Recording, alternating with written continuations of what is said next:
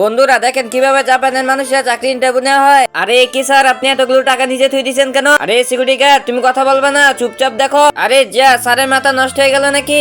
আরে আসতে খুব লেট হয়ে গেছে, তাড়াতাড়ি অফিসে চলে যায়। এ বাবা রে, পায়েটা কি লাগলো? আরে কি কতগুলো টাকা নিচে পড়ে রয়েছে। সিকিউরিটি গার্ডটা না দেখতে তাড়াতাড়ি এখান থেকে কিছু টাকা নিয়ে আমি চলে যাই। এই সিকিউরিটি গার্ড, তোমাকে আজ খুব সুন্দর লাগতেছে। ঠিক আছে, ধন্যবাদ। এটা তো চলে গেল, তাড়াতাড়ি কিছু টাকা থুয়ে দে।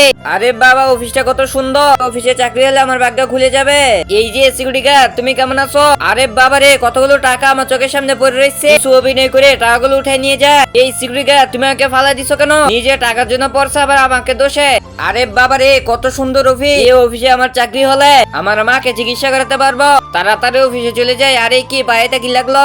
আরে যা, কতগুলো ময়লা নিচে পড়ে রয়েছে, তাড়াতাড়ি ডাস্টবিনের ভিতরে থুয়ে দে। এই টাকাগুলো নিয়ে এখান থেকে চলে যাই, বসকে দিয়ে দিব। বন্ধুরা, তোমরা মুসলিম হলে ছবিটার জন্য লাইক সাবস্ক্রাইব করে দাও। পরের পার্ট দেখতে চাইলে পার্ট 2 লিখে যাও।